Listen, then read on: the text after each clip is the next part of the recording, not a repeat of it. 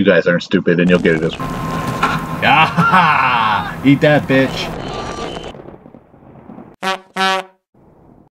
What's up, guys? I know you're ready to be chilling with B-Thriller, aren't you?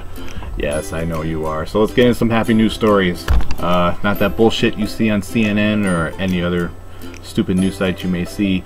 Let's get to the news stories that should be featured and should be sensationalized, and not the depressing stuff that we see every day on every site, everywhere, all the stupid bullshit. Okay, I'm ready. I know I need some happy news stories because over the weekend our heat went out, and I live in upstate New York, and it was single digits, and of course I had my youngest son over for the weekend, so that was not a fun situation, but we got that straightened out. Thank you to our landlord John, who came all the way out and made sure everything was okay.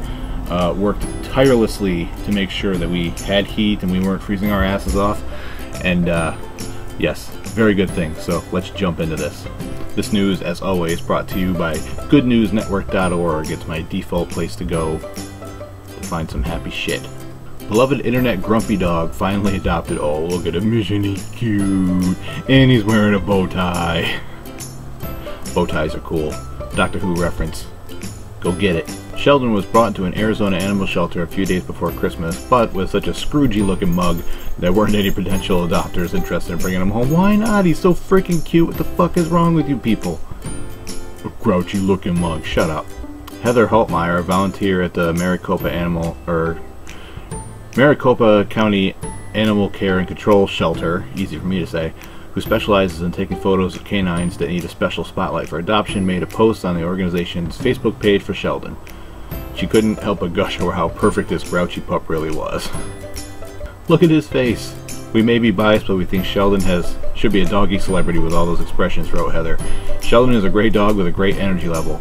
Sheldon is equally happy to sniff around on his own or come over to some pets for attention.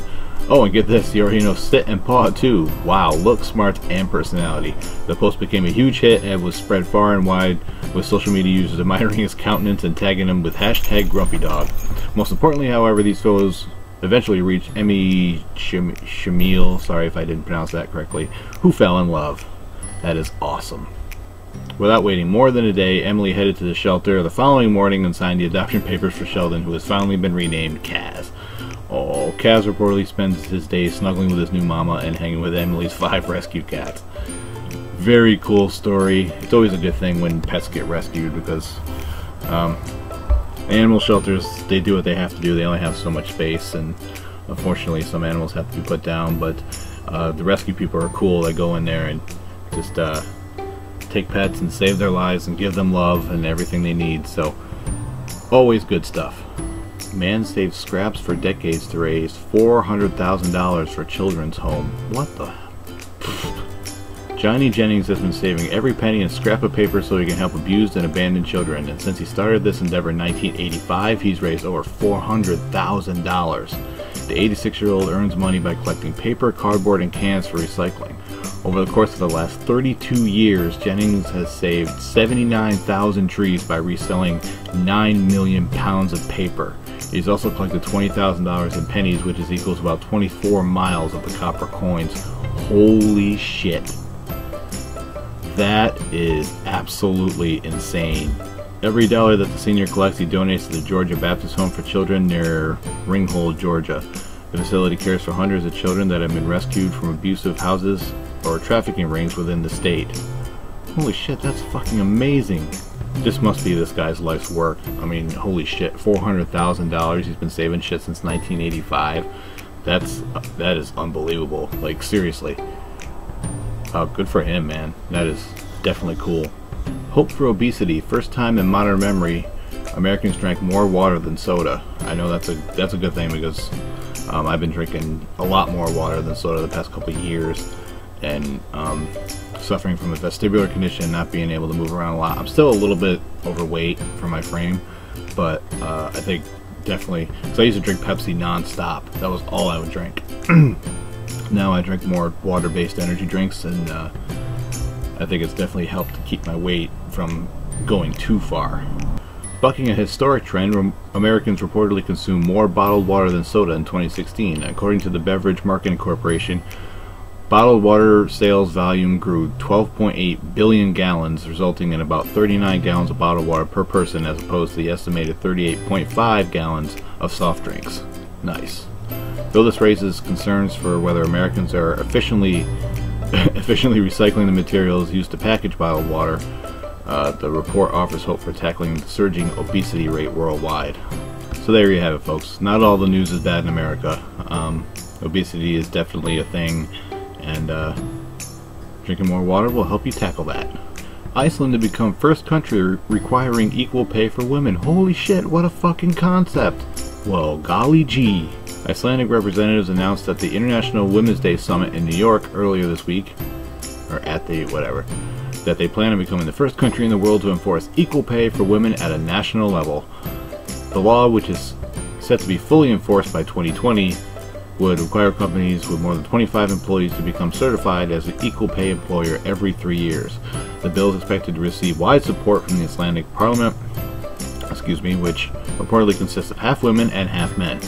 According to a study conducted by the Organization of Economic Cooperation and Development in 2016, Iceland is currently ranked #1 for the best working environments for women, even though research shows that women still earn 14 to 18% less than men.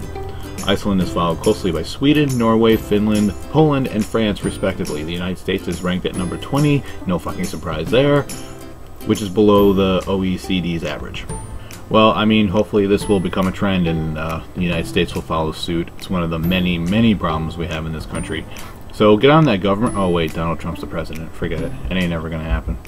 High school students start a lunch club so no one eats alone. I love things like this. I love when kids take the initiative and do things that fucking adults should be doing, but but the kids take it upon themselves, and that's it's good in so many ways, because like the article says, no one eats alone. But the kids that do it also, you know, they show themselves to be good leaders, and very, very important for our future. High school lunch periods are supposed to be a time for socializing and conversation, but there's always someone who ends up sitting alone in isolation. That's why Dennis Esteman, hope I pronounced that correctly too, of Boca, I can't pronounce it. I suck, okay? I suck. Just stay with me here. Denise Esteman of Boca Raton Community High School in Boca Raton, Florida, has started the We Dine Together Club dedicated to making sure that no one has to sit alone at lunchtime. Dennis, a Haitian senior student who immigrated to America during the first grade, says that adjusting to school was difficult. Now that he's found his confidence and social standing, he wants to do that for other kids having similar problems. That is awesome. That is really awesome. Since the We Dine Together Club was formed in autumn, members have made their way around the school courtyard during each lunch period in order to seek out students who may be in need of a friendly face. Dozens of connections and friendships have already been formed between teens who may not have met otherwise. To me, it's like, if we don't try to go make that change, who's going to do it? Out of the mouths of babes. I don't know if that saying actually applies here, but I think it works pretty well. That's the whole thing. You can't wait around for someone to do things like that. You gotta take the initiative and do it yourself. And this guy has made a difference in his school, and I think that's awesome. And once again, shows great leadership skills. So I think this guy will be a big deal when he gets older. Men rush to help shark tangled in fishing line. Well, that's a job I wouldn't fucking take. But hey, good on these guys. When these two friends heard there was a shark flailing in the waves, they didn't run the other way. Instead, they offered the animal their help. Colin Baker and his friend Adam were enjoying the weather, fishing in Jensen Beach in Florida, when someone said that there was a distressed shark flopping in the waves. The duo approached the creature and found that it was tangled in fishing wire with a hook in its mouth. The friends moved quickly, unraveling the twine and carefully pulling out the hook before hauling the shark back to the surf, where it was able to swim away safely. That's very cool, and they're lucky they didn't get their arm fucking ripped off. Boy given special lift to hospital in style with first helicopter ride. Beckett Wyatt's personality and so inspiring to the people around him, these kind acquaintances organized a special ride to pick him up for his Tuesday morning chemotherapy appointment. The 9-year-old was picked up from his local soccer field in Midlothian, Virginia, and taken to the roof of the VCU Medical Center via his first ever helicopter ride. Beckett's spirits have never been dampened since he was diagnosed with bone cancer in June 2016. So as a way of brightening up his weekday appointment, a classmate's mother and Whit Baldwin, president of Hilo Air in Sansom, Virginia, arranged for the special lift. Aw, that's pretty cool. That was very, very nice of them to do, and it's hard enough for adults that have cancer. You know, I've seen it. It's very rough, but children that have cancer, I can't even imagine what it's like for them to deal with it. It's gotta be among the worst things ever. Beckett's story brings to light the beauty of human nature, that in the face of adversity we band together to bring love, joy, and support to a child and their family. Beckett's physician, Megan R. Lyle, said in a statement to ABC News, "The journey throughout childhood cancer is about much more than radiation treatments, clinic visits, and chemotherapy. It's the individuals and organizations throughout the state of Virginia and from New York to Florida who have stepped in to support and encourage Beckett and his family." I think that's very sweet. There's also a link here to his GoFundMe page if you want to help out with his medical bills and stuff. You can go there, and I'll try to leave the fucking... I'm terrible at leaving things in the description, like links and stuff like that, so if I don't, just come here or look up his name. It'll probably come up if you put it in the search engine, the GoFundMe page, and go donate some money, help this kid out. Alright, I think that's all we got today. If you want to check out some more good news, head on over to goodnewsnetwork.org. They always got good stuff, a lot of stuff that'll make you smile, and I think that's what we all need nowadays. Thank you guys for watching. Don't forget to like and subscribe, and as always, oh wait, hold on, Bobby hugs for everybody. I almost forgot. That's horrible of me. I'm a stupid pillock. As always, it's Bobby's world, and you're all just living in it. CLC for life, y'all. Happy, happy, happy, happy, happy, happy. I'm so happy today. That fucking clown was annoying and liar, liar. No wonder those blasted kids weren't smiling.